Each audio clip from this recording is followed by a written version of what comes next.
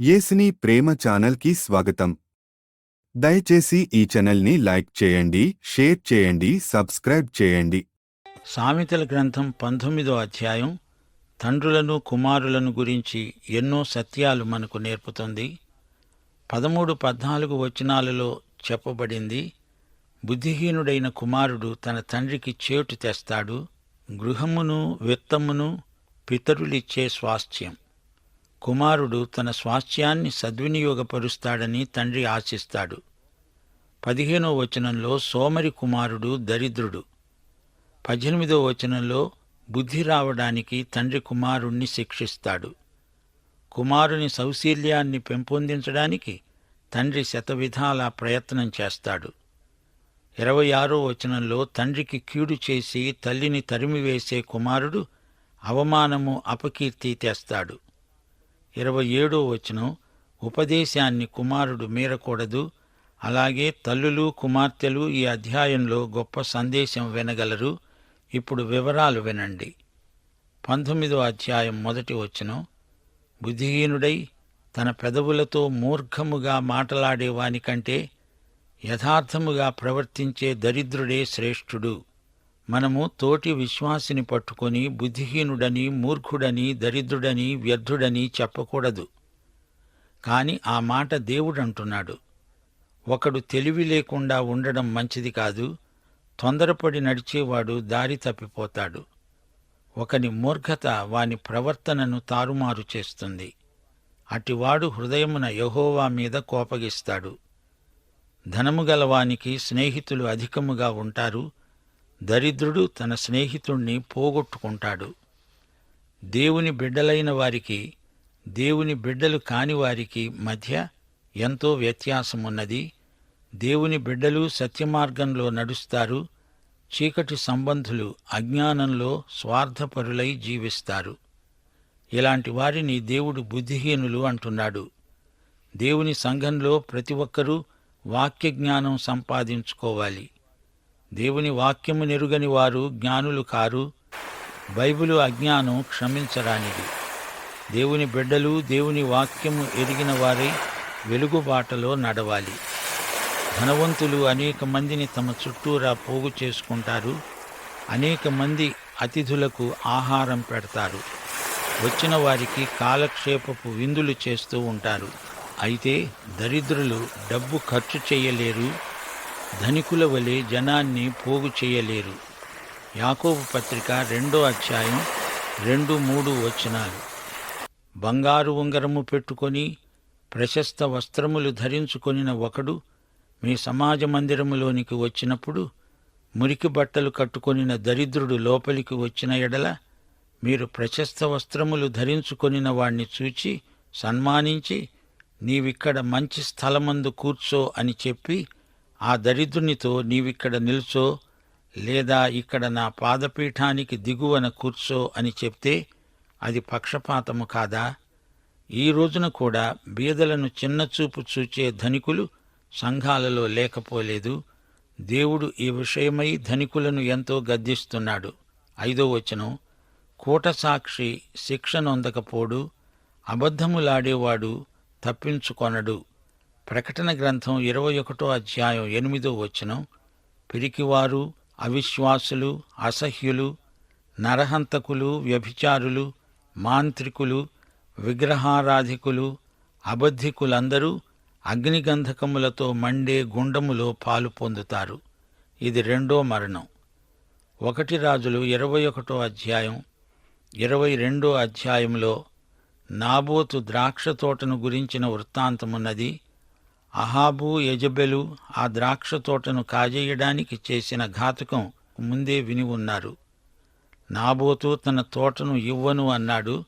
అందుచేత యెజెబెలు రాణి దొంగ సాక్ష్యాలను తయారు చేసింది.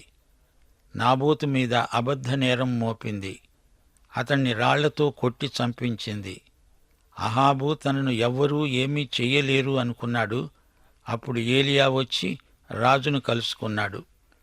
ఏలియా ఖండితంగా చెప్పాడు, ఏ స్థలంలో అమాయకుడైన నాబోతు రక్తము ఒలికిందో అదే స్థలంలో కుక్కలు నీ రక్తము నాకుతాయి.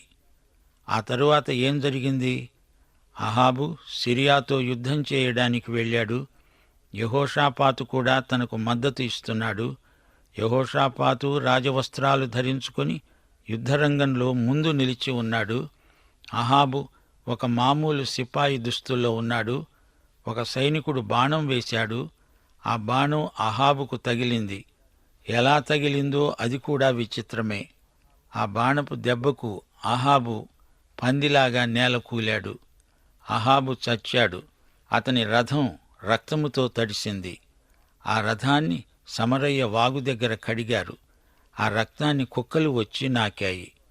మొదటి రాజులు 22 అధ్యాయం 38 వచనం. వేశ్యలు స్నానం చేస్తూ ఉండగా ఒకడు ఆ రథమును షోమ్రోను కొలనులో కడిగినప్పుడు యెహోవా సెలవిచ్చిన మాట చొప్పున కుక్కలు వచ్చి అతని రక్తమును నాకాయి. అదొక భయంకరమైన దృశ్యం. అబద్ధ సాక్ష్యాలు కల్పించినందుకు దేవుడు తీసుకున్న చర్య అది. అబద్ధాలాడేవాడు తప్పించుకొనలేడు. సామెతలు 19 అధ్యాయం 6 వచనం. అనేకులు గొప్పవారి కటాక్షమును వెతుకుతారు. దాతకు అందరూ స్నేహితులే. గొప్పవారు గనుక డబ్బుతో స్నేహితులను కొంటారు. అతడు దాత గనుక అతని చుట్టూ అనేక మంది పోగవుతారు. బీదవాడు తన చుట్టములందరికీ అసహ్యుడు. అట్టివానికి స్నేహితులు మరీ దూరస్తులవుతారు. బీదవారికి ముఖం తప్పిస్తారు. ఇంట్లో ఉండి కూడా లేడని చెప్పిస్తారు. ఈ లోకములో ఎన్నో సమస్యలున్నాయి. ఆర్థిక సమస్యలు, రాజకీయ సాంఘిక సమస్యలు. వాటిని పూర్తిగా ఎవరూ తొలగించలేరు. యేసు ప్రభువు వచ్చే వరకు ఈ సమస్యలు ఉంటూనే ఉంటాయి. మనము దేవునికి ప్రార్థన చెయ్యాలి. శక్తి వంచన లేకుండా బీదలకు సహాయపడాలి. ఇస్కరియోతు యూదా తానేదో బీద ప్రజలను ఉద్ధరిస్తాను అంటుంటే యేసు అన్నాడు, బీదలు ఎల్లప్పుడూ మీతో ఉంటారు, కాని నేను ఉండను. 13వ వచనం.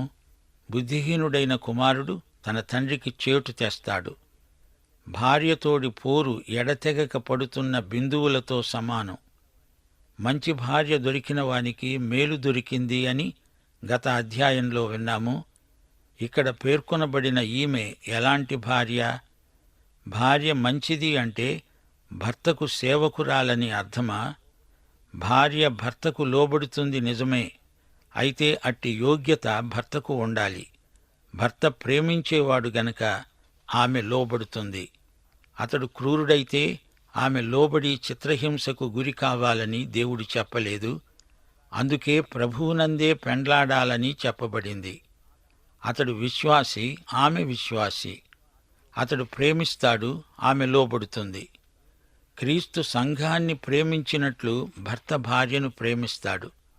అలాంటి భర్తకు భార్య సంతోషంగా, స్వచ్ఛందంగా లోబడుతుంది. అతడు గృహ యజమాని, అతని కుమారుడు బుద్ధిహీనుడు. భార్య గయ్యాళి. ఆమె పోరు ఎడతెగక పడుతున్న నీటి బిందువుల్లాగే కొనసాగుతుంది. 14వ వచనం. గృహమును విత్తమును పితరులిచ్చిన స్వాస్థ్యం. సుబుద్ధిగల భార్య యెహోవా యొక్క దానం. నీ భార్య మంచిదైతే ఆమె యెహోవా దానం. ఆయనే నీకు కన్యాదానం చేశాడు. ఆమెను బట్టి నీవు దేవునికి కృతజ్ఞతలు చెప్పుకోవాలి. మంచి భార్యలను ఇచ్చేవాడు దేవుడే.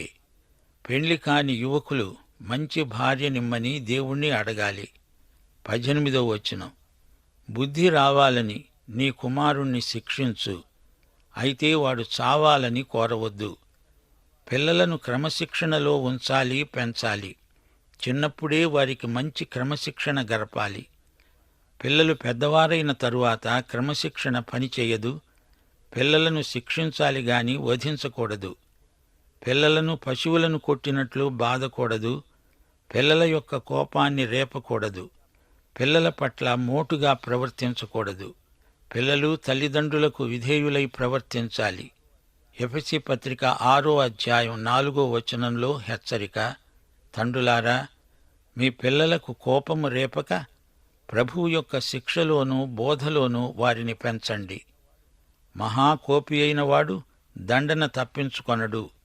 అతణ్ణి తప్పించినా అతడు మరల కోపిస్తూనే ఉంటాడు.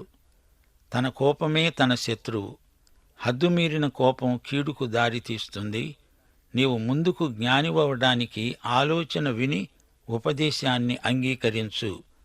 పెద్దల ఆలోచనలు, వారి వాక్యోపదేశం అంగీకరించినట్లయితే ఉత్తరోత్తర నీవు జ్ఞానివవుతావు. అందులో ఎట్టి సందేహమూ లేదు. 21వ వచనం, నరుని హృదయములో ఆలోచనలు అనేకములుగా పుడతాయి, యెహోవా యొక్క తీర్మానమే స్థిరము. యేసు ప్రభువే ఆలోచనకర్త. లోకములో అలాంటి ఆలోచనకర్త మరెవరూ లేరు. మానవుని మనస్సులోనికి దేవుని ఆలోచనలు రావాలి. అప్పుడు మానవుని ప్రవర్తన చక్కగా రూపుదిద్దుకుంటుంది. మానవుని తలంపులన్నీ మంచివి కావు. దేవుని ఆలోచనలకు అనుగుణంగా తలంచటం మనం నేర్చుకోవాలి. 22వ వచనం, కృపచూపుట నరుణ్ణి పరులకు ప్రియునిగా చేస్తుంది. అబద్ధికుని కంటే దరిద్రుడే మేలు. మీ ఇంట్లో ఒక దరిద్రుడు ఎన్ని రోజులైనా ఉండవచ్చు, అతణ్ణి పోషించవచ్చు. దేవుడు నిన్ను ఆశీర్వదిస్తాడు. కాని అబద్ధికుణ్ణి చేర్చుకోవద్దు. అతని ద్వారా నీకు అగచాట్లు ప్రాప్తిస్తాయి. దేవుని కృపను దరిద్రులతో పంచుకో, గాని అబద్ధికుల పట్ల దేవుని కృప నిరర్ధకమవుతుంది. 23వ వచనం, యెహోవాయందు భయభక్తులు కలిగి ఉండడము జీవసాధనము. అది కలిగినవాడు తృప్తుడై అపాయము లేకుండా బ్రతుకుతాడు. దేవుని యందలి భయభక్తులు మన జీవమునకు మూలం, మన జ్ఞానానికి ఆధారం. దేవుని యందలి భయభక్తులు మనకు క్షేమమును భద్రతను కలిగిస్తాయి. 24వ వచనం, సోమరి పాత్రలో తన చెయ్యి ముంచుతాడే గాని తన నోటికి దానిని తిరిగి ఎత్తనైన ఎత్తడు. అతడికి అన్నం తినటానికి కూడా బద్ధకమే. అతని సోమరితనం ఎంతవరకు వచ్చిందంటే ఆహారం నోట్లో పెట్టుకోలేడు, తినలేడు. అతడు మహాసోమరి. ఆధ్యాత్మిక విషయాలలో కూడా ఇలాంటి సోమరులు అడపాదడపా మనకు కనపడుతూనే ఉంటారు. దేవుని వాక్యమే మనకు ఆహారం. బైబిలును చేతపట్టుకుంటారు గాని బైబిలును తెరవరు, చదవరు. పాత్రలో చెయ్యి ముంచి అందలి ఆహారాన్ని నోటిదాకా ఎత్తనైనా ఎత్తరు. ఆధ్యాత్మిక సోమరులు అంతటా ఉన్నారు. అపహాసకులు దండింపబడగా చూచి జ్ఞానము లేనివారు జ్ఞానము నొందుతారు. వివేకులను గద్దించిన ఎడల వారు జ్ఞానవృద్ధి నొందుతారు. అపహాసకులకు శిక్ష, అయితే వివేకులకు కూడా గద్దింపు అవసరం. జ్ఞానహీనులకు జ్ఞానం కావాలి, జ్ఞానమున్న వారికి అధిక జ్ఞానం కావాలి. తల్లిదండ్రులను తరిమివేసే కుమారులున్నారు. వీరి ద్వారా ఆ కుటుంబానికి అపకీర్తి. తెలివి పుట్టించే మాటలు కుమారులు మీరకూడదు. అలా మీరే పక్షంలో ఇంకా ఉపదేశం వినటమెందుకు? వ్యర్థుడైన సాక్షి న్యాయాన్ని అపహసిస్తాడు. సాక్షి వ్యర్థుడైతే న్యాయం హాస్యాస్పదమవుతుంది. భక్తిహీనుల నోరు దోషాన్ని జుర్రుకుంటుంది. 29వ వచనం, అపహాసకులకు తీర్పులు, బుద్ధిహీనుల వీపులకు దెబ్బలు నియమించబడ్డాయి. తీర్పు వస్తోంది, దాన్ని ఎవరూ తప్పించుకోలేరు. పాపాన్ని దేవుడు చూచి చూడనట్లు ఊరుకోడు. పాపభోగాలు కేవలం తాత్కాలికమైనవి. పాపము వలన వచ్చే జీతం మరణం. అది దేవుని నియమం. ఈ నియమం ఎన్నటికీ మారదు. ధనము కంటే యథార్థత గొప్పది. అధిక ధనం సంపాదించడానికి చౌకబారు ప్రక్క తోవలు తొక్కేవారు ఎందరో ఉన్నారు. ఇది దొంగ బుద్ధి. ఇహలోక రాజ్యంలో పన్నులు ఎగవేసి తప్పించుకోగలరేమో గాని దేవునికి ఇవ్వవలసింది ఇవ్వకుండా ఎలా తప్పించుకోగలరు? ధనము కంటే యథార్థతకు ఎక్కువ ప్రాధాన్యమివ్వాలి. వ్యక్తిగత జీవితంలో యథార్థతను పాటిస్తే దేవుడెంతో ఆశీర్వదిస్తాడు. దేవుని దృష్టిలో ఏది ముఖ్యమో దానికే మనము ప్రథమ స్థానమివ్వాలి.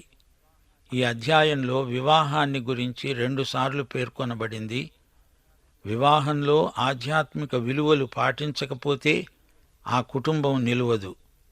మనము చేసే పని కూడా దేవుణ్ణి మహిమపరిచేదై ఉండాలి. దేవుడు కుటుంబ జీవితంలో, వృత్తి వ్యాపారాల్లో కూడా దేవుడే. ఆయన అధికారాన్ని ఒప్పుకోవాలి. ఆయనకు లెక్క అప్పగించాలి. పాత నిబంధనలో దశాజ్ఞలున్నాయి.